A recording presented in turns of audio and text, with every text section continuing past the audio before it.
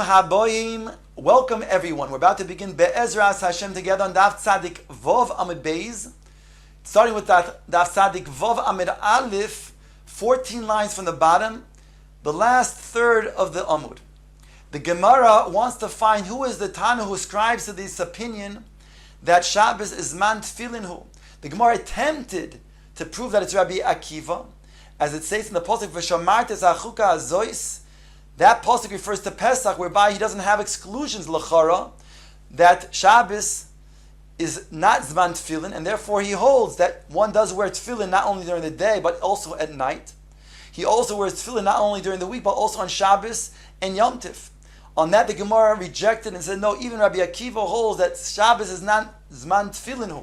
Why? Because he has another pasuk. It says in regards to wearing tefillin, the tefillin should be an ois, a sign on your arm. So tefillin is called a sign. And therefore Rabbi Akiva learns that which requires a sign, which is during the week, to the exclusion of Shabbos and Yom Tif, because Shabbos and Yom Tif itself is called an ois. Says the Gemara to find its Tana, who holds Shabbos man tefillin hu. Elohai Tanahu. Rather, it's the following Tana. The Tanya, it states in the Brayso, Haneor Belaylo. If a person is awake in the middle of the night, if he wants, he can take off the tefillin that is already on him. Or if he wants, he can be maniach. Some learn this means to say that he can remain with the tefillin that's already on him, or he can actually put on tefillin. Div Rabbi Nasan. So we see Rabbi Nasan holds that there's a mitzvah of tefillin at night. Yonis and Hakitoni Oimer Ein Menichin Tefillin Balayla. He's chaylek, and he says no. The mitzvah of tefillin is only during the day, not at night. Midalayla letana kam zman tefillin. Shabbos not mizman tefillin. The Gemara wants to say, since we see from the Tana Kam over here that nighttime is a zman of tefillin, so too therefore the Gemara wants to suggest that Shabbos is also a zman tefillin according to this Tana. The Gemara says, Dil masvir leilayla zman tefillin, Shabbos lava zman tefillin. The Gemara says, make a chiluk. Perhaps this Tana holds only that at night time there's a mitzvah to wear tefillin, but on Shabbos it's not a zman of tefillin hu. The Hoshaminim, because we have a precedent who also learns like that.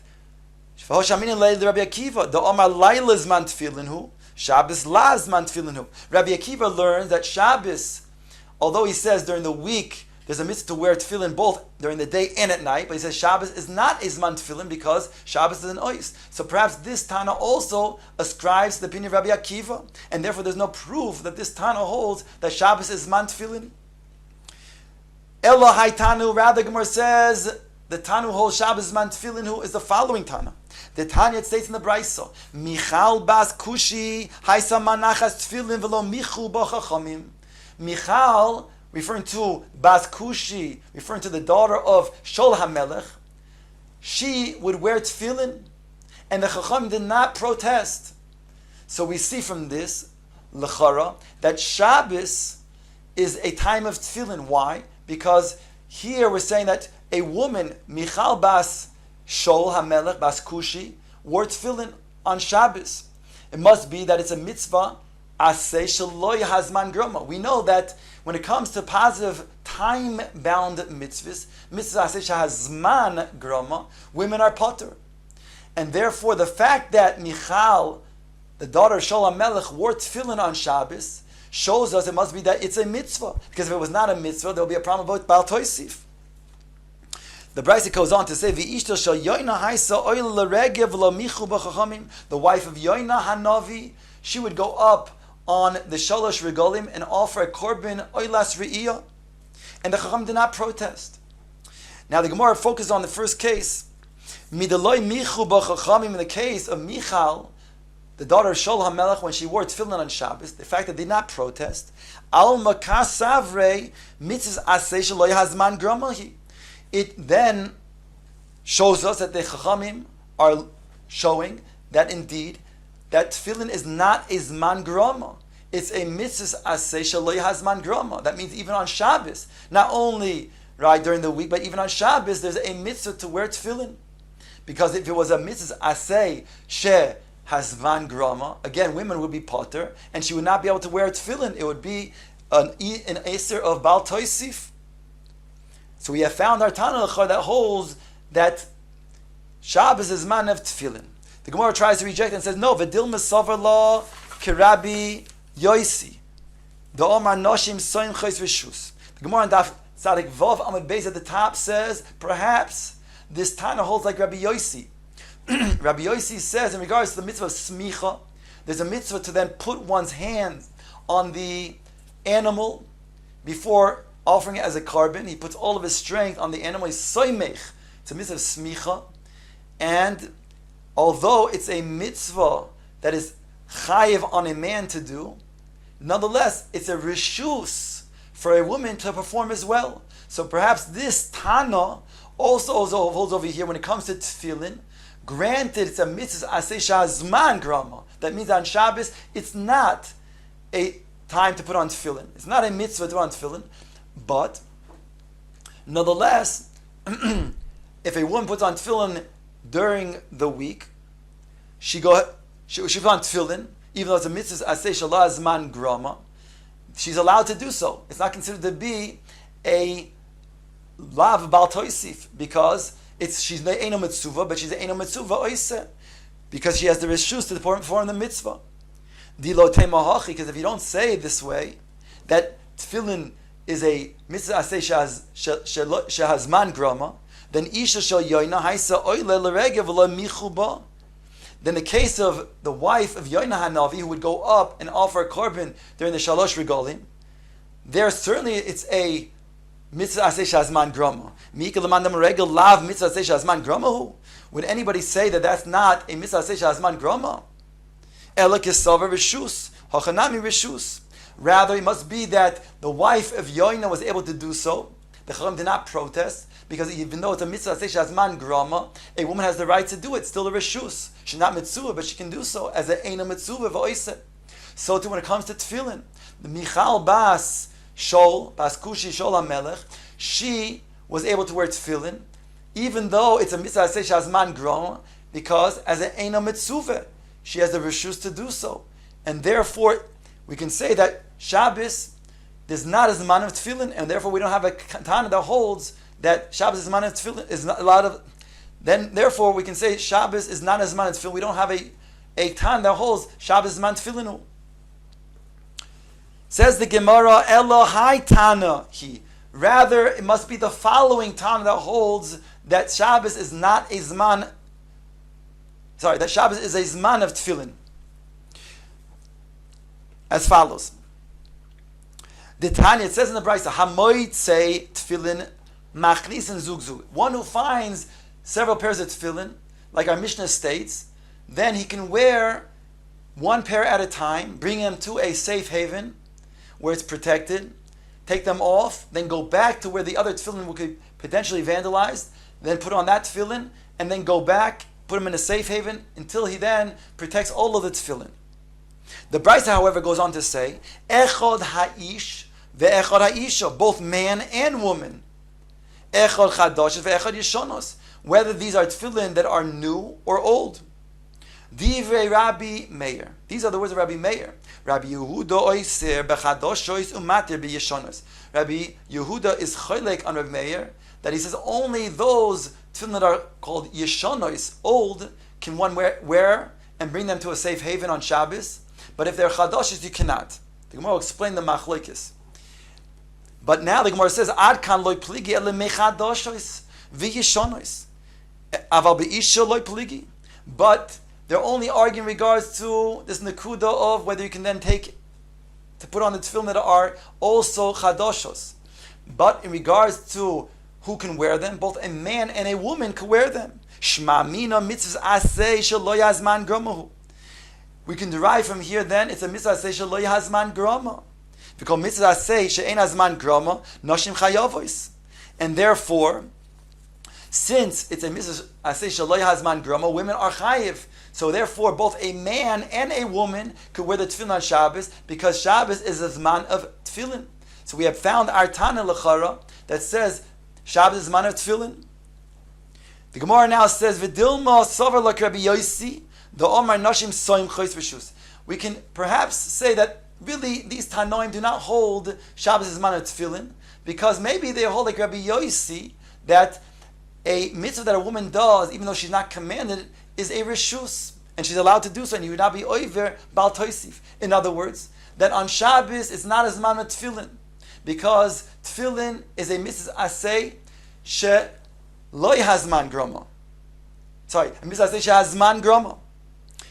Why can the women go ahead and wear the tefillin over here? Because it's a reshus. Therefore, they're able to take out the tefillin as an ornament to protect the tefillin. Says the Gemara, loy sal kedaitach. You can't even suggest this. Why? Because the loy Rabbi Meir is like Rabbi Yosi, the Rabbi Yehuda like Rabbi Yosi. Because neither Tanoim in this brisa hold like Rabbi Yosi that when a woman does not have the mitzvah, she can still perform it as a reshus. Lo Rabbi Meir, so like Rabbi Yosi. Rabbi Meir does not hold like Rabbi Yosi. This not, because it states in the Mishnah, in regards to Rosh Hashanah, in regards to blowing the shofar, we do not prevent children from blowing the shofar on the day of Rosh Hashanah. Why? For chinuch purposes, we allow them to blow the shofar. Diuk, hanashim ma'akvin. But women, we would prevent from blowing the shofar. Why? Because it would appear that they're being moisif on the mitzvah deraisa. In other words, we see from here that women are not allowed to blow the shofar. First of all, they're not commanded. Not only are they not commanded, they don't have even the reshus to do so. V'stam masnisin Rabbi Meir. And the Stam Mishnah is authored by Rabbi Meir. So we see that this Mishnah, this Tana, is Rabbi Meir. So we see that Rabbi Meir holds not like Rabbi Yosi, that you can go ahead and perform a mitzvah as a reshus. Therefore, it cannot be that he holds over here that the reason why the women can wear the tefillin is because because it's a reshus. No, they're able to wear the tefillin because indeed it's a mitzvah. Because indeed Shabbos is man tefillin hu.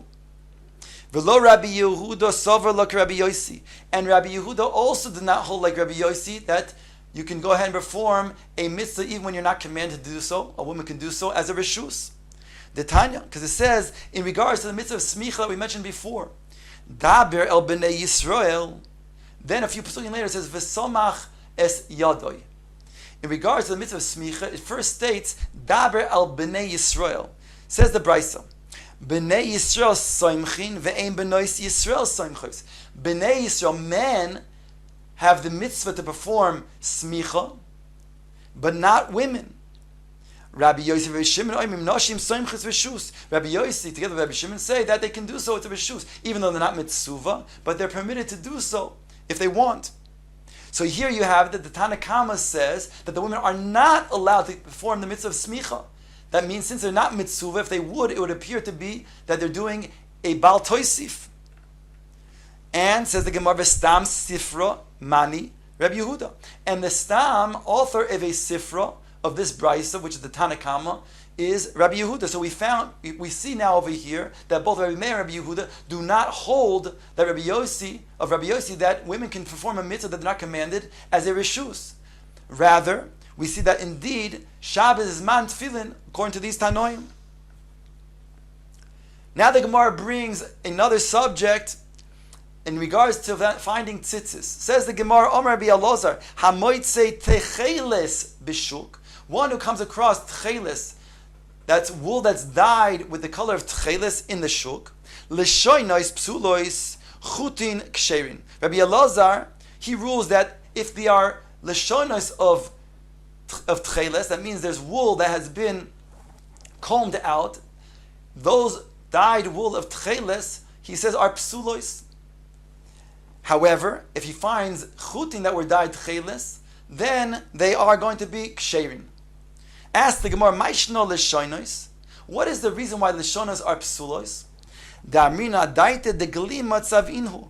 Why? Because we say that the person who then dyed the l'shonos, mistama, he dyed them for a glima, for a cloak, and therefore, since the mitzvah of tzitzis requires that it be dyed lishma, therefore we're going to then suggest that this was not made for tzitzis, and therefore they're psulos.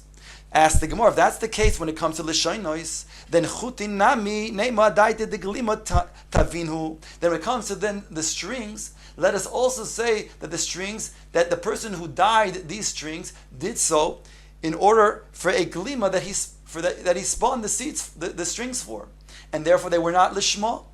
Says the Gemara b'shazuri. No, these strings were already twisted together. So the Gemara says shazuri nami. Also, when it comes to twisted strings, neimo dadaita desifta the glima aifino. Let us say that he did so for the hems of the cloak. That's why he went ahead and he twisted. In other words, these are for the cloak and not for the tzitzis, and therefore they were not made lishma, and therefore they should also be posel. The Gemara answers b'mivsokin. We're talking about strings that were cut to pieces. That means they were cut in size, and therefore, since they're small pieces of string, the kuli hai vaday loy tarchi inchi. So much tircha a person will not make that he's going to go ahead and take these strings and then sew them back to the hems of a cloak, and therefore we can then we can ascertain that such chutin were made for tzitzis and they're made lishma. Omar Rava rejects this svara, and he says, you're going to say people do not do things for tircha? How can you say that? We find that a person will then trouble himself to make a kameya, an amulet, the size and the way of tefillin, the way that a tefillin appears. That means he's going to go matriach himself that the shape and the form of these kameya will then also be like tefillin, or appear to be like tefillin, which is a big tircha. This nan, like it says in our Mishnah, it says in our Mishnah, when can you go ahead and put on the tefillin and take them to a safe haven? That's when they are the old tefillin. That means that either the tefillin that already had a kesher, and you can go ahead and see, since they're old, they've been used, you can see the roishem on the tefillin that a kesher was once there, so you can know that, identify that it's tefillin. But if they're chadashos, you don't have any way of determining that they are tefillin. Maybe they're an amulet which is prohibited to then wear and take out on Shabbos.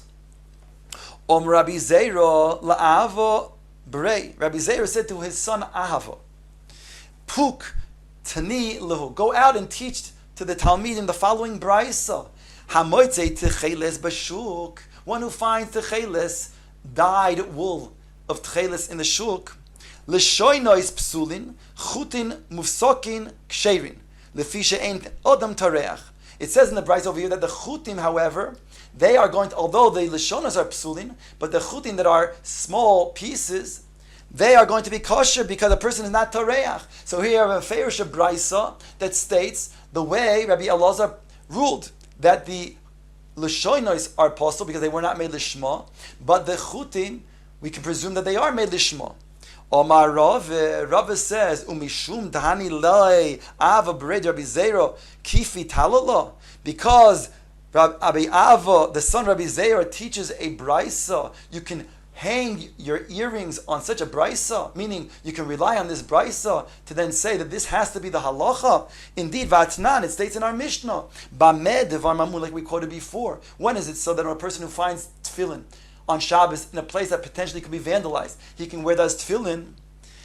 That's only b'yeshonos. When they are old, aval b'chadashois potter. If they are new, then he cannot do so because perhaps they're not tefillin.